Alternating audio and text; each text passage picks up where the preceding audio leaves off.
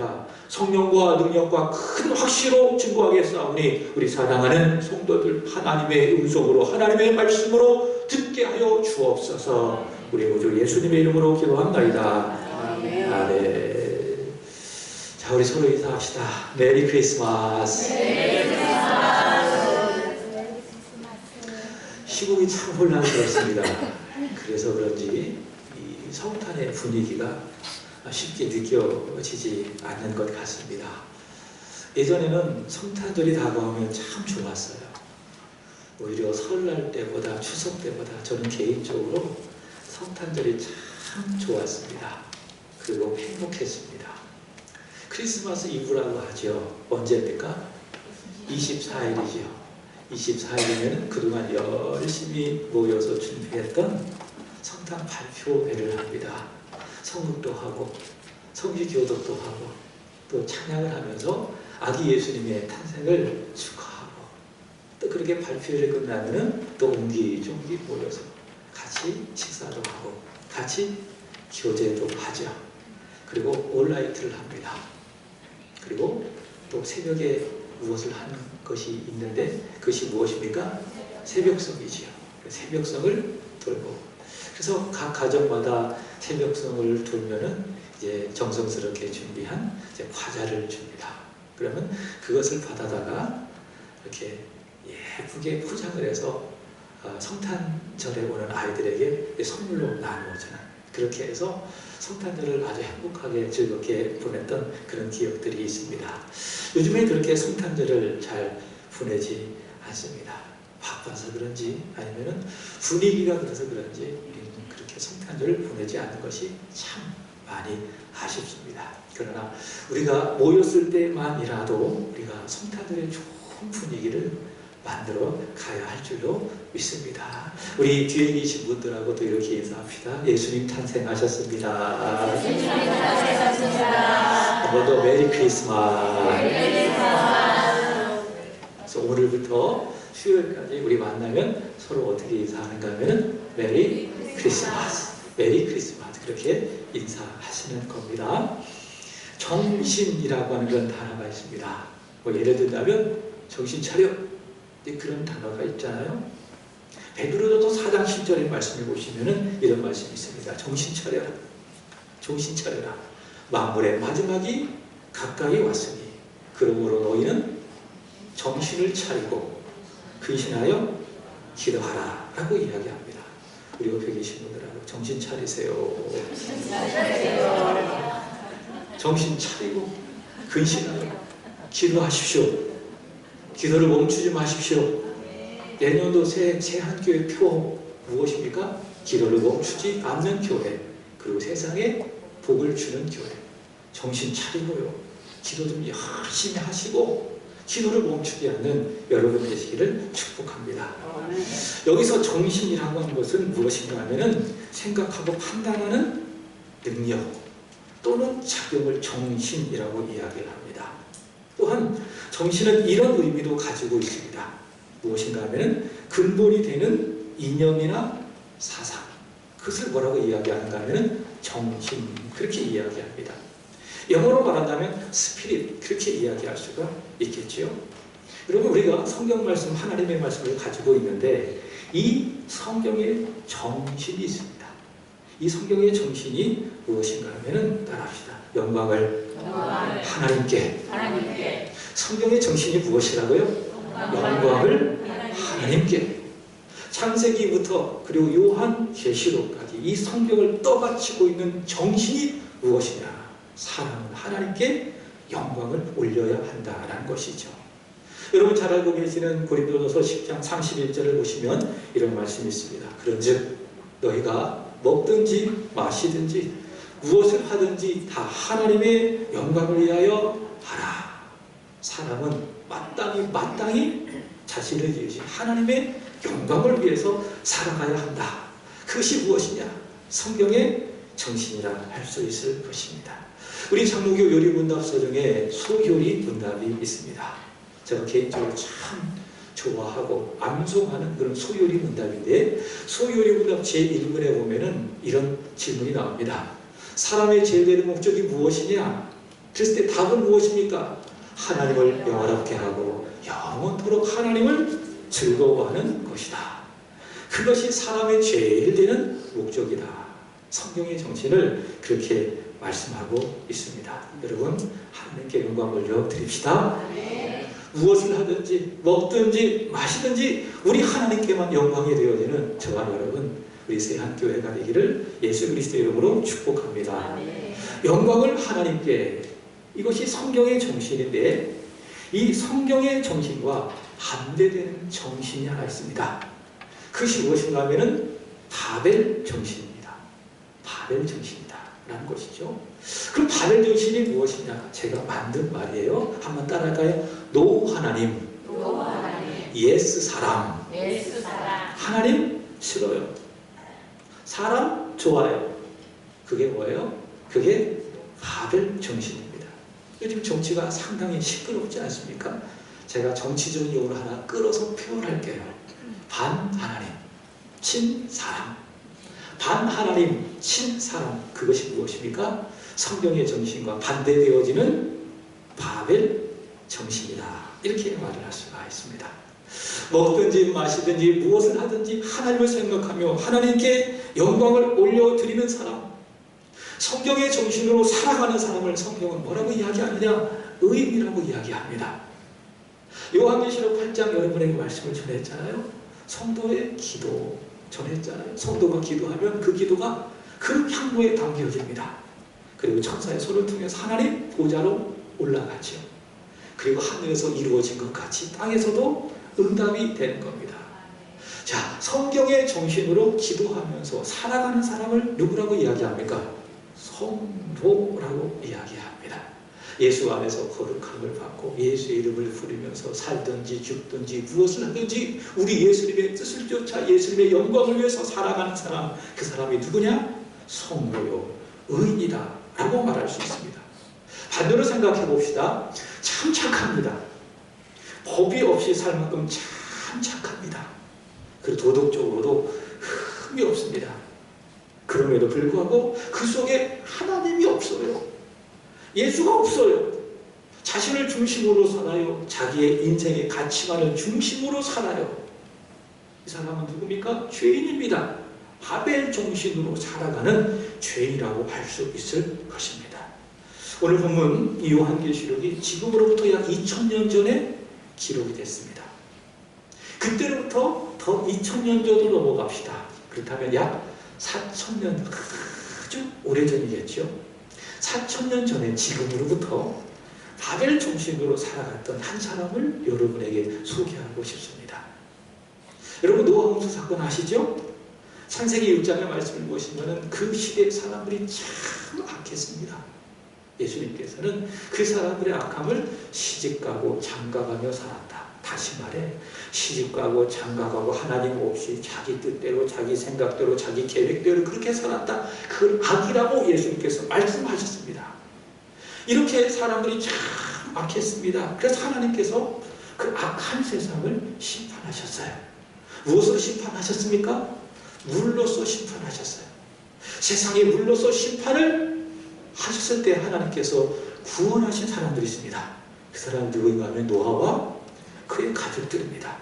하나님께서 노아를 통해서 방주를 만들라고 하시고 그 방주를 통해서 구원하신 사건이 창세기 6장 이후에 기록되고 있습니다. 그런데 이 노아가 낳은 아들이 셋이 있습니다. 누구인가 하면 하나는 셈, 두 번째는 함, 그 다음에 세 번째는 야벳. 셈, 함, 야벳이라고 하는 세 명의 아들이 있습니다. 자, 이 중에 아버지의 하체를 보고요, 아주 악하고 못된 짓을 한 인간이 하나 있습니다. 그 사람이 누구인가 하면은 함입니다. 좀 사람이라고 말하고 싶지도 않아요. 함이라고 하는 인간이 아버지의 허물을 보고 악하고 못된 짓을 했어요. 함이라고 하는 사람인데, 함이라고 하는 아들인데 이 함에게 아들이 하나 있습니다. 그 아들이 누구인가 하면 구스. 그리고 그 구스에게 아들이 하나 또 있습니다. 그 사람이 이름이 누구냐? 니므롯. 그 니므롯은 누구냐? 노아의 손자가 되겠죠. 그죠? 노아의 손자. 자, 니므롯. 자, 그렇다면 이 니므롯이 어떤 사람인가라는 것입니다. 창세기 10장 8절에 보면 이렇게 이야기합니다. 읽어보겠습니다. 시작. 구스가 또 니므롯을 낳았으니 그는 세상의 첫 용사라라고 이야기하고 있습니다. 자, 첫 용사. 이게 어떤 의미인가 하면 영어 성경은 mighty 이렇게 이야기합니다. 아주 힘이 센 용사라고 이야기하고 있습니다. 제가 이 말씀을 여러 성경을 가지고 찾아봤어요. 그랬더니 현대어 성경에는 이렇게 번역하고 있습니다. 이렇게 이야기합니다. 그는 이 세상에서 처음으로 다른 나라들을 휘어잡은 정복자였다 라고 이야기합니다. 그러니까 힘이 아주 센 사람이고 그 힘을 가지고 여러 나라들을 지배하고 그리고 통치한 정복자였다라고 이야기하고 있습니다. 자, 문제는 그 다음 말씀입니다. 창세기 10장 9절에 이런 말씀이 있습니다. 시작. 그가 여호와 앞에서 용감한 사냥꾼이 되었으므로 속담에 이르기를 아무는 여호와 앞에서 니므롯같이 용감한 사냥꾼이로다 하더라. 아멘. 여러분, 이 말씀 속에 중요한 단어가 하나 있습니다. 그것이 무엇인가 하면 따라합시다. 여호와 앞에서. 여호와 앞에서. 여호와 앞에서. 여호와 앞에서가 몇 번이 반복되고 있습니까? 두 번이 반복되고 있는 것을 볼 수가 있습니다. 여기서 앞이라고 하는 말은 히브리어로 알이란 그런 단어를 쓰고 있는데 이게 어떤 의미를 갖고 있는가 하면 대항해서. 저와 여러분들은 여호와 앞에서 살아갈 때 하나님의 그 시선에서 살아가는 사람들이에요. 하나님의 시선에서 예배드리고 하나님의 말씀을 듣고 읽고 기도하고 그런 사람들이라는 것이지요. 근데 이 니므롯은 다릅니다. 여호와 앞에서, 우리말은 그렇지만 히브리어로 알이라고 하는 단어를 쓰고 있는데 그 알은 어떤 의미인가 하면 이런 의미입니다. 대항해서. 그러니까 니므롯은 어떤 인간입니까? 하나님을 대항해서 살아가는 사람. 그렇죠? 세상을 휘어잡을 만한 강력한 힘을 갖고 있습니다. 모든 나라들을 휘어잡을 만한 강력한 힘을 갖고 있습니다. 그 힘을 가지고 여호와 하나님 앞에 대항하면서 살아갔던 사람이 누구예요? 바로 그가 니므롯이라고 하는 거예요. 자, 그래서 현대의 성경에 이렇게 번역합니다. 그는 여호와를 무시하는 힘센 사냥꾼이었다. 하나님을 무시하는 힘센 사냥꾼이었다라는 것이죠. 자, 그래서 하나님을 무시하면서 자기 힘을 의지하며 살아갔던 사람이 누구냐? 그가 바로 함의 손자 니므롯이라는 거예요. 구스의 아들 니므롯이라고 하는 것이지요. 자, 근데 이 니므롯이라고 하는 사람이 여러 나라를 휘어잡을 만큼 강력한 힘을 갖고 있기 때문에 나라를 하나 세웠어요. 그 나라가 어떤 나라인가 하면 한번 봅시다. 이어지는 10절 시작. 그의 나라는 시날 땅의 바벨과 에렉과 아갓과 갈레에서 시작되었으니 그가 세운 나라 중에 하나가 무엇입니까? 바벨이라고 하는 바벨. 그래서 이 바벨이 어떤 나라냐? 니므롯이 세운 나라인데 니므롯이 어떤 사람이라고요? 하나님을 무시하고 자기 힘을 믿고 자신을 중심에 두고 살아간 사람이 나라를 세웠어요. 그 나라가 바벨이라고 하는 나라죠. 그래서 바벨이 무엇이냐? 하나님 싫어요. 사람 좋아요. 노 하나님 예스 사람. 하나님 싫어요. 사람 좋아요. 그래서 사람으로 세워진 나라가 어떤 나라냐? 바로 그게 바벨이라고 하는 나라입니다.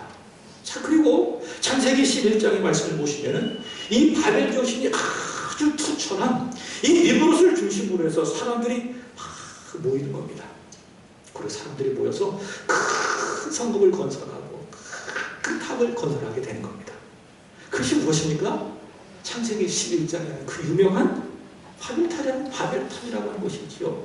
우리 창세기 11장 4절을 보도록 하겠습니다. 시작. 또 만화에 성읍과 탑을 건설하여 그 탑 꼭대기를 하늘에 낮추며 우리 이름을 내고 온 지면에 흩어짐을 명하자 하였더니. 아멘. 여러분, 하나님께서 홍수 후에 하나님께서 노아에게 말씀하셨습니다.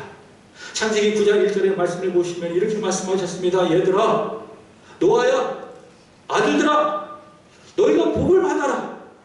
그리고 생육하고 번성하고 땅에 충만하라. 하나님 그렇게 노아와 그 아들들에게 말씀을 했습니다. 하나님 뭐라고 말씀하셨습니까? 모여라, 아니야. 흩어져서 네가 있는 곳에 하나님의 말씀을 순종하고 그것을 하나님의 나라로 만들어가. 그게 하나님께서 노아와 그 아들들에게 주신 하나님의 명령이었습니다. 그래서 어떻게 해야 돼요? 흩어져야 돼요. 그래서 교회는 이렇게 모여서 예배드리지만은 끝나고 난 다음에는 흩어져서 거기서 말씀을 순종하고 복음을 전하면서 그것을 하나님의 나라로 만들어 가야 돼요. 빛이 되어야 돼요. 소금이 되어야 돼요. 그게 하나님의 뜻입니다. 이제 교회는 모이는 교회가 있는 거예요. 그리고 모여서 은혜 받고 흩어져서 그곳에서 교회로서 사명을 감당하는 거예요. 기도를 멈추지 않고 복음을 전하고 그 땅을 하나님의 나라로 만들어 가야 하는 거예요. 그게 교회라는 것이죠. 하나님께서 너와 그 아들들에게 말씀하셨습니다. 흩어져라. 번성하라. 충만하라. 그게 하나님의 명령이었습니다. 그럼 그 말씀에 순종해야지요. 근데 니무롯은 그 하나님 말씀이 없어요. 하나님이 없어요. 하나님을 무시해요. 그리고 자기를 중심에 삼고 살아가는 거예요. 그래서 그 니무롯을 중심으로 해서 바벨탑을 건설하면서 하는 말이 무엇입니까? 하나님의 말씀을 무시하고. 얘들아, 우리가 탑을 쌓아서 하늘 꼭대기까지 닿게 해서 우리의 이름을 내고 온 지면에서 흩어짐을 면하자. 이게 뭐예요? 바벨탑이에요. 오 하나님, 예스 사람. 그래서 쌓아 올린 것이 무엇입니까? 바벨탑. 하나님 어떻게 하셨어요? 참 잘한다. 그죠? 그래가지고 직접 내려오셔가지고 그렇게 바벨탑을 쌓는 사람들을 흩어버리시고 그 건물이 중단되어져 흔적도 없이 바벨탑은 역사 속에서 사라지고 말았습니다. 이렇게 바벨탑은 무너지고요. 사람들은 흩어졌지만 그 사람들이 가지고 있는 이 바벨 정신은 살아있는 거예요. 바벨탑은 무너졌어요. 흔적도 없이 사라졌어요. 그러나 그 정신을 가지고 있는 사람들이 태어나고 또 태어나면서 계속 사람들이 바벨이라고 나라를 세우는 거예요. 그것이 바로 유다를 멸망하게 했던 신 바벨론이고, 그리고 이 요한이 활동할 때는 어떤 나라였습니까? 로마 제국이 바로 그 바벨론이라고 할 수가 있겠죠. 계시록 17장의 말씀을 보시면은 큰 음료가 나옵니다. 여러분, 이 요한계시록은 상징 언어로 기록되어 있습니다. 그 직접적으로 기록하지 않았어요. 왜냐하면 그렇게 직접적으로 기록하면 교회가 큰 어려움에 처할까봐 사도 요한이 반복서면서 이 계시의 말씀을 받고 하나님의 말씀을 교회에게 상징 언어로 기록했어요. 상징 언어로 기록했어요. 요한계시록 17장의 말씀을 보시면 사도 요한은 상징 언어로 큰 음료를 기록했습니다. 이 음료가 누구냐? 바벨 정신으로 세워진 바벨론을 말하는 거죠. 누구를 말합니까? 로마 제국을 말하는 거예요. 당시 로마 제국의 황제는 누구냐? 도미티아누스 황제입니다. 제가 말씀을 드렸던 것은 도미티아누스 황제는 내가 하나님이다. 하늘에 계신 하나님이 아니라 내가 하나님이니 나에게 숭배하라. 그렇게 황제 숭배를 강요했던 사람이 도미티아누스 황제고, 그가 다스린 나라가 로마 제국이었어요.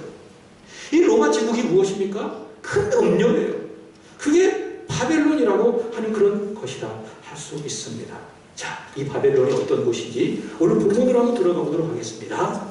자, 계시록 17장 1절부터 6절에도 말씀이 있지만, 자, 오늘 본문 3절을 보도록 하겠습니다. 자, 이 로마가 바벨 중심으로 세워진 증거, 그것을 이야기하고 있는데 우리 3절을 보도록 하겠습니다. 시작. 그 음행의 진노의 포도주로 말미암아 만국이 무너졌으며 또 땅의 왕들이 그와 더불어 음행하였으며 땅의 상인들도 그 사치의 세력으로 취부하였도다 하더라. 아멘. 자, 이 바벨 정신의 증거, 이 로마가 어떤 나라인지 두 가지로 이야기합니다. 첫 번째는 음행이에요. 두 번째로는 사치입니다. 첫 번째 음행입니다. 요한계시록 17장 2절에도 이렇게 이야기합니다. 한번 볼까요? 요한계시록 17장 2절입니다. 자, 앞에 화면도 있는데 다 같이 읽겠습니다. 시작. 땅의 임금들도 그와 더불어 음행하였고 땅에 사는 자들도 그 음행의 포도주에 취하였도다 하고. 아멘. 자, 음행이라는 것은 여러분 두 가지 의미를 가지고 있습니다. 첫 번째로는 실제로 성적인 범죄를 말하는 겁니다. 그래서 로마라고 한 나라는요, 지금 역사 속에서 사라졌지만 굉장히 성적으로 타락한 나라예요. 그게 로마. 그래서 역사학자는 로마가 왜 망했느냐? 라고 했을 때 바로 이 음행 때문에 망했다. 그래서 여러분, 나라가 망국의 길로 걸어갈 때 나타난 증거가 무엇인가 하면 음행, 성적인 죄가 너무 많다는 거예요. 그 망할 징조예요. 로마가 바로 그런 나라였습니다. 동성애가 자연스러웠습니다. 혼음도 자연스러웠습니다. 음행, 매춘, 아주 성적 타락이 극심했던 나라가 바로 이 로마입니다. 여러분, 성이라는 것은요, 선이 있어요. 도덕적인 선이 있어요. 그것을 딱 넘어가 버리면 그게 무엇이 되는지 아십니까? 죄라고 이야기합니다. 여러분, 지금 이제 한국 사회도 그렇고 아주 위기가 하나가 있다는 것이 무엇이냐? 포괄적인 차별금지법입니다. 근데 이 포괄적 차별금지법이 국회에서 국회의원들이 의견을 모아가지고 통과가 딱 되잖아요. 그럼 어떻게 되느냐? 음행을 죄라고 말 못하는 거예요. 성경이 말하는 성적인 죄를 죄라고 못하는 거예요. 그런 목사가 처벌받는 거예요. 형사 고소가 되어지는 거예요. 음행이라고 말해서는 안 돼. 그럼 너의 인권이야. 너의 성적인 취향이야. 그렇게 말해야지. 왜 그걸 죄라고 해? 그렇게 해서 그렇게 말하는 교회와 목사는 형사 처벌받는 거예요. 그게 뭐예요? 그게 차별금지법이라고 하는 거예요. 성경은 분명히 이야기합니다. 성에는 무엇이 있어야 됩니까? 선이 있어야 돼. 그 선을 넘어가면 그게 뭐예요? 그게 음행이에요. 내가 지켜야 될 성에 선이 있다 그 말이에요. 그걸 넘어가면은 그걸 성경은 죄라고 이야기하는 거예요. 그걸 음행이라고 이야기하는 거예요. 그럼 사람이 망하는 거예요. 그 선을 넘어버리면 자신도 망하고 다른 사람도 망하게 하고 가정도 파괴시키고 그게 음행이라고 하는 것이죠. 여러분, 성경을 보면 하나님의 마음에 합한 사람이 나옵니다. 하나님께서 그 사람을 보고 내 마음에 든다라고 칭찬했어요. 그가 누굽니까? 다윗입니다. 이 다윗이 그 순간에 무너진 사건이 있었어요. 그것이 무엇인지 아십니까? 사무엘하 11장 말씀을 보시면은 밧세바를 범한 사건, 다시 말하면 음행이었어요. 넘지 말아야 될 선을 넘어버렸어요. 한순간의 욕심에 사로잡혀서 넘지 말아야 될 선을 넘어서 다윗이 그만 음행을 하고 말았어요. 그 순간에 무너져 버리고 말았죠. 성에는 선이 있어야 된다. 도덕적 테두리 안에서 성이 있어야 된다. 이것을 넘어가 버리면 그것이 바로 음행이다. 로마가 그런 나라였다는 거죠. 선이 없어요. 성에 대한 구분이 없어요. 마음 가는 대로, 육체가 가는 대로, 생각이 가는 대로 성적인 죄를 저질러도 이게 아무런 문제가 되지 않는 나라가 로마인 것입니다. 두 번째, 이 음행은 무엇이냐? 바로 우상 숭배를 말하는 겁니다. 여러분, 이번 해에 호세아서의 말씀을 여러분에게 전했습니다. 거기 보면 호세아 선지자가 나오고요. 그 아내가 누굽니까? 고멜이라고 하는 여인이 나옵니다. 이 고멜이 어떤 여인가 하면 음행을 아주 많이 하는 여인입니다. 실제로 고멜이라고 하는 여인이 성적인 죄를 많이 짓는 여인으로 묘사되어지고 있는데 그것은 또한 어떤 의미냐? 바로 이스라엘이 그렇단 말이죠. 하나님은 그들의 남편이십니다. 호세아와 같습니다. 이스라엘은 하나님의 아내입니다. 근데 그 아내가 하나님을 버리고 다른 우상을 섬기는 거예요. 그게 뭐예요? 이스라엘 백성들이 범했던 영적인 음행입니다. 로마가 바로 그런 나라였습니다. 여호와 하나님을 섬겨야 합니다. 그게 사람의 마땅한 도리입니다. 근데 로마가 그렇게 하지 않는 거예요. 로마 황제를 하나님으로 섬기고 온갖 우상을 만들어서 그것을 하나님으로 섬기고 아주 음행이 가득했던 나라가 어떤 나라냐? 그게 바벨론이고 그게 로마라는 거예요. 자, 그리고 큰 두 번째는 사치입니다. 우리 2절 다시 보시면 이런 말씀이 있죠. 땅의 상인들도 그 사치의 세력으로 취부하였도다. 다시 땅의 상인들도 그의 무엇의 세력으로? 사치의 세력으로 취부하였도다. 우리 7절도 보시면 7절 시작. 그가 얼마나 자기를 영화롭게 하였으며 사치하였는지 그만큼 고통과 애통함으로 갚아주라. 그가 마음에 말하기를 나는 여왕으로 앉은 자요 과부가 아니라 결단코 애통함을 당하지 아니하리라 하니. 로마가 어떤 나라입니까? 성적으로 타락하고 아주 은행이 가득한 나라고 동시에 아주 사치한 나라가 바로 로마였습니다. 나라가 망국의 길을 들어가면은 성적 타락이 있고 여기저기 막 사치하고 흥청망청하고 그게 나라가 망국의 길로 들어가게 되는 그런 것입니다. 여러분, 사치는 무엇인가 하면은 필요 이상의 돈을 소비하는 것을 사치라고 이야기해요. 그래서 돈이 많다고 해서 사치를 한 것은 아니에요. 그렇죠? 돈이 많은 사람도 검소하게 살아갈 수가 있어요. 또 반대로 돈이 없어요. 그렇다고 사치 못합니까? 아닙니다. 필요 이상으로 돈이 없음에도 불구하고 막 써대요. 뭐 한다고 이야기하죠? 사치한다고 이야기합니다. 근데 그 사치의 뿌리는 무엇인가? 허영심이 있어요. 야, 난 이런 음식 먹고 막 사진 찍어가지고 SNS에 막 올리고 막 좋은 차 막 타고 다니고 멋진 옷 입고 다니면서 야, 나 이런 사람이야 라고 하면서 막 자신을 막 뽐내고 사치하게 된 그런 것이죠. 자신을 뽐내고 자신을 영화롭게 하기 위해서 사치하고 바로 로마 제국의 모습이었다는 것이죠. 자, 이렇게 바벨론, 로마 제국 어떤 나라인가? 오늘 계시록 말씀해 보시면은 음행이 가득한 나라요, 사치가 가득한 나라. 결국 어떻게 됩니까? 무너졌다. 우리 보도록 하겠습니다. 2절 다 같이 시작. 힘찬 음성으로 외쳐 이르되 무너졌도다 무너졌도다. 큰 성 바벨론이요, 귀신의 초소와 각종 더러운 영이 모이는 것과 더럽고 가증한 새들이 모이는 곳이 되었도다. 아멘. 바벨론이 어떻게 됐다고 이야기합니까? 무너졌도다 무너졌도다. 마치 창세기 11장 니무롯과 당시 사람들이 신의 땅에 모여서 바벨탑을 쌓을 때에 하나님이 내려오셔서 한순간에 바벨탑이 무너졌던 것처럼 음행이 가득하고 사치가 가득하여 망국의 길로 치닫던 로마 제국이 어떻게 됐다? 무너졌도다 무너졌도다. 읽지는 않았지만 오늘 계시록 18장 10절을 한번 보도록 하겠습니다. 성경을 보고 읽어봅시다. 다 같이 18장 10절 시작. 그의 고통을 무서워하여 멀리 서서 이르되 바윗도다 바윗도다 큰 성 견고한 성 바벨론이여 한 시간에 내 심판이 이르렀다 하리로다. 아멘.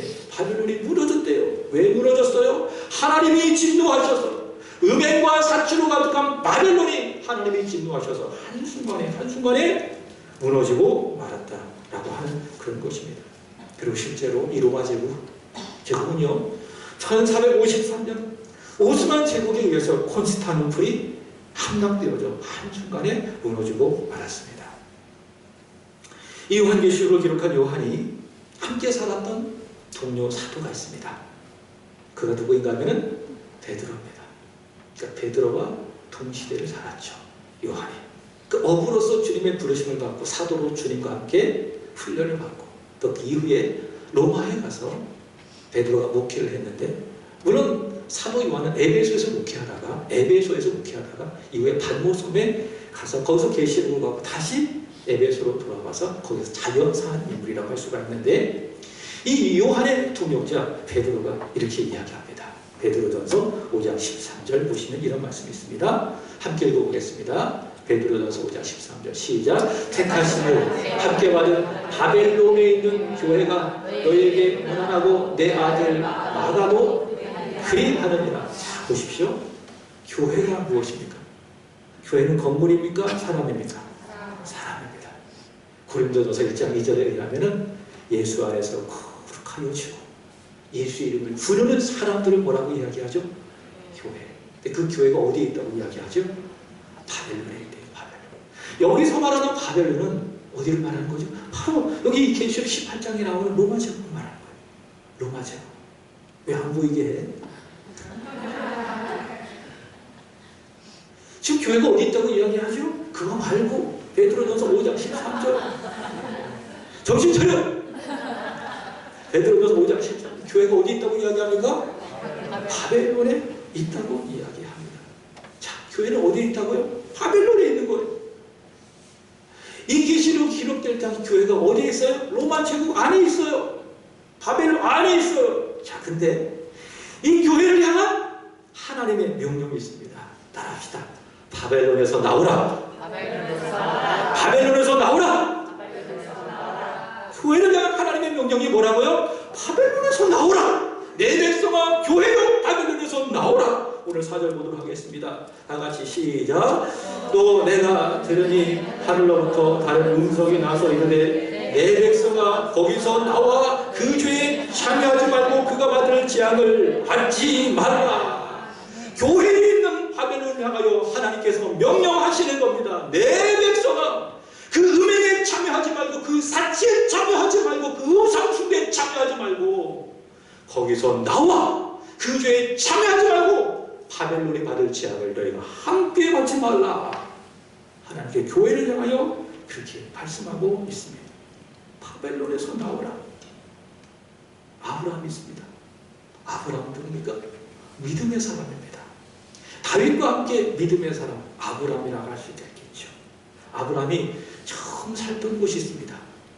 창세기 11장과 12장의 말씀을 보시면 갈대아 우르라고 이야기합니다. 그 갈대아 우르도 어떤 것인가? 노하라임, 예스 사람, 하나님이 없는 곳이에요. 하나님께서 아브라함을 선택하시고 아브라함에게 말씀하는 겁니다. 아브라함아, 갈대아 우르에서 나오라. 무슨 말씀입니까? 바벨론에서 나오라. 아브라함의 조카가 있습니다. 그가 누군가 하면 롯입니다. 롯이 아니라. 롯이 어디에 살았느냐? 소돔과 고모라에 살았습니다. 소돔과 고모라는 바벨론과 같은 곳입니다. 거기엔 하나님이 없습니다. 인간이 중심이 된 나라입니다. 거기 음행이 가득합니다. 사치가 가득합니다. 하나님이 아브라함을 보시고 조카 롯에게 말씀하는 겁니다. 롯아, 바벨론에서 나오라. 이스라엘 백성들을 보십시오. 애굽에서 400년 동안 살았습니다. 애굽은 어떤 곳입니까? 바벨론입니다. 거기에 하나님이 없습니다. 사람이 왕이 되어 살아가는 세상의 나라입니다.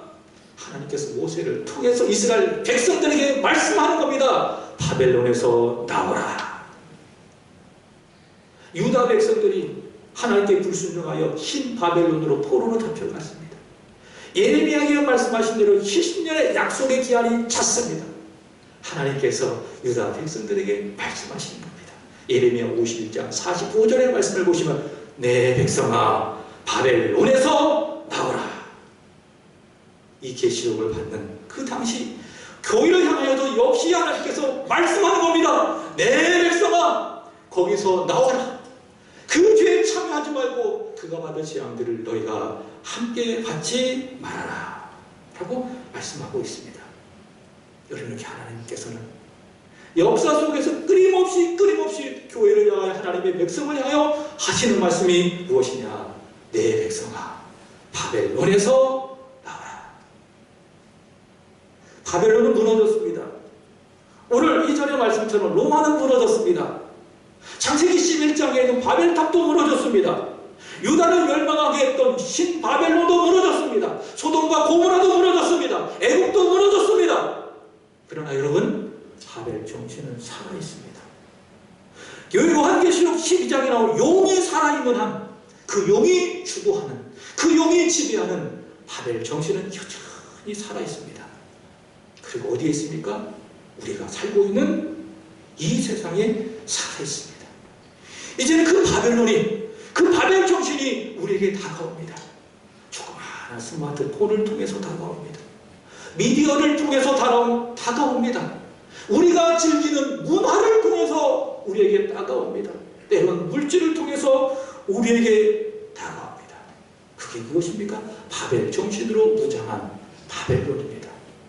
성경은 그 바벨론을 세상이라고 이야기합니다. 그렇다면 그 세상은 무엇인가?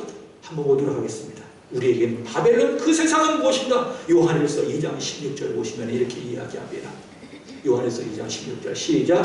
이 세상에 있는 모든 것이 육신의 정욕과 안목의 정욕과 이 세계의 자랑이니 다 아버지께로부터 온 것이 아니오 세상으로부터 온 것이니라. 아멘. 우리가 누리는 바벨론 그 정체가 무엇이라고요? 정욕이래요. 육신의 정욕이래요. 저는 제가 술을 안 마셔서 그런지 모르겠지만 왜 술을 마실까요? 아시는 분 있을 거예요. 왜 술을 마실까요? 어떤 분은 술을 막 이렇게 마시는데 막 습관적으로 마시잖아요. 그건 중독이라고 이야기합니다. 그렇지 않은 분은 가끔 마시는 분은 술을 마시는 이유가 먹으면 기분이 활달탁 그래가지고 좋다는 거예요. 그죠? 기분이 좋은 거예요. 웃으신 분들은 왜 웃는지 모르겠어요.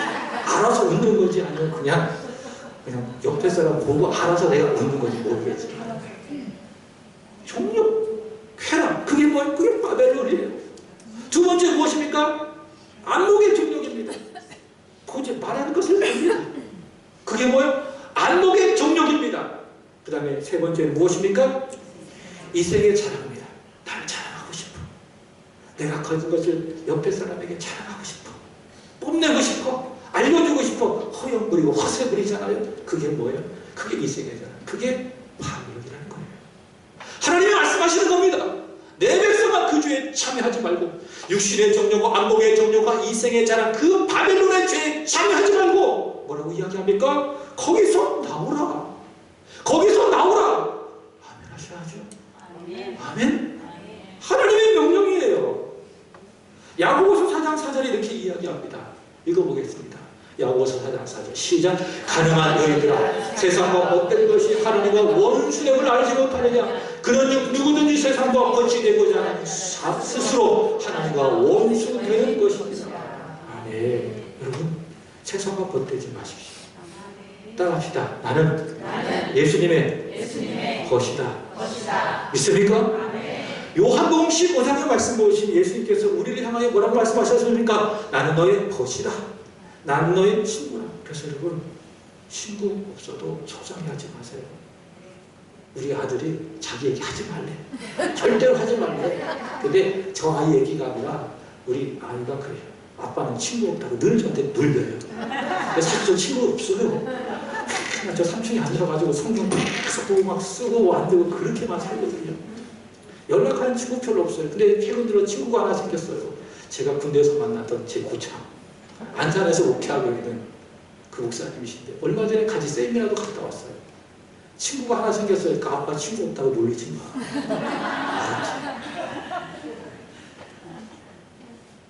세상 친구 필요하죠.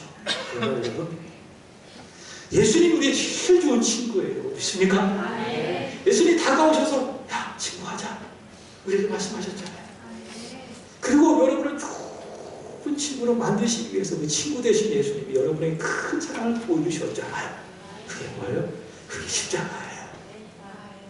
친구 되신 예수님이 여러분을 위해서 십자가에 죽으셨다. 그런 친구가 어디 있어요? 내 소중한 것을 마치 다윗이 요나단에게 주고 요나단이 다윗에게 주는 그런 친구 사이인데도 어떻게 자기 목숨을 친구를 위해서 주냐고. 이런 친구 우리 세상에 있어? 없어요? 없어요. 따라합시다. 예수님이 제일 좋은 친구다. 믿습니까? 예수님을 친구로 삼고 살아가셔야 되는 거예요. 근데 예수님이 벗이 아니라, 예수님이 친구가 아니라 누가? 여러분이 세상과 벗이 되고자 하면은 성경이 이야기합니다. 하나님과 원수 되는 거예요. 그래서 여러분, 세상과 벗하고 예수님과 친구들 이거 있다 없다? 없다. 회색지대는 없습니다. 세상과 벗이 되든지 하나님과 친구가 되든지 둘 중에 하나라는 거예요. 하나님이 말씀하는 겁니다. 세상과 벗이 되지 말아라. 다시 말해, 바벨론과 친구 되지 말아라. 내 백성아 바벨론에서 나와라. 그 죄에 참여하지 말고 그 받을 재앙에 함께 받지 말아라. 하나님이 우리에게 말씀하고 있는 것이 아니겠습니까? 자, 사도 바울은 로마서 12장 2절에 이렇게 이야기합니다. 읽어보겠습니다. 시작. 너희는 이 세대를 본받지 말고 오직 마음을 새롭게 함으로 변화를 받아 하나님의 선하시고 기뻐하시고 온전하신 뜻이 무엇인지 분별하도록 하라. 아멘. 너희는 이 세대를 본받지 말아라. 바벨론에서 나오라. 육신의 정욕과 안목의 정욕과 이생으로 자랑으로 가득한 바벨론에서 나오라. 그리고 마음을 어떻게 하자? 새롭게 하라. 변화를 하고 하나님의 선하시고 기뻐하시고 온전하신 뜻이 무엇인지 늘 고민하고 성경을 통해서 하나님이 나에게 무엇을 원하실까? 우리 아이들에게 하나님이 무엇을 원하실까? 우리 가정에 하나님이 무엇을 원하실까? 우리 교회를 향한 하나님의 마음이 무엇일까? 이 시국이 참 어려운데 이 나라를 향한 하나님의 온전하신 뜻이 무엇일까? 광장으로 뛰쳐나와 시위하지 말고 뭐 하자고요? 구하고 그 뜻에 순종하고. 그것이 무엇입니까? 하나님의 백성이에요. 예수님의 친구예요. 구원받은 하나님의 교회 모습인 것입니다. 사랑하는 여러분, 바벨론에서 나오시다. 거기에 마음 두지 마십시오. 다 없어질 겁니다. 후회뿐이 없어요. 죄에 동참할 것뿐이에요. 재앙을 받을 뿐이에요. 한순간은 즐거워요. 한순간은 기뻐요. 그러나 끝은 재앙이에요. 고통이에요. 슬픔이에요. 아픔이에요. 그 바벨론의 정체를 여러분이 알고 거기에 내 마음을 두었다면, 내 몸을 두었다면 오늘 하나님의 말씀을 들읍시다. 바벨론에서 나오라. 내 백성아, 바벨론에서 나오라. 그리고 나를 향한 하나님의 기뻐하시고 선하시고 온전하신 뜻이 무엇인지 분별하고 그 뜻을 구하고 거기에 순종하며 이 시대에 구별된 예수의 친구로 살아가는 저와 여러분이 되기를 우리 구주 예수 그리스도의 이름으로 축복합니다. 그렇게 성탄의 계절을 보내는 저와 여러분이 되기를 축복합니다. 기도하겠습니다. 하나님 아버지, 감사합니다. 우리를 바벨론의 모든 세력으로부터 구원하여 하나님을 중심으로 하여 우리 인생을 살아내게 하여 주셔서 감사를 올려드립니다. 그러나 우리는 이 세상을 살아가기에 끊임없이 하나님을 거부하고 내 자신을 사람을 중심에 두려고 하는 바벨론의 정신이 우리를 끊임없이 유혹하고 우리를 넘어뜨리려고 하는 것을 우리는 봅니다. 주님, 포기하여 주옵시고 분별하게 하여 주옵시고 그 바벨론이 주는 즐거움에 우리가 빠지지 아니하게 하여 주시옵소서. 유실의 정욕과 안목의 정욕과 이색의 자랑인 바벨론의 정체를 우리가 알았사오니 거기에 참여하지 아니하게 하여 주시옵소서. 하나님의 말씀을 듣고 바벨론에서 나와 우리를 향하신, 우리 교회와 우리 가정을 향하신 하나님의 기뻐하시고 선하시고 온전하신 뜻이 무엇인지를 알고 그 뜻에 힘을 다하여 순종하는 우리 세안의 성도들이 되게 하여 주옵소서. 우리 구주 예수님의 이름으로 기도합나이다. 아멘. 다음 세대 바벨론에서 나옵니다.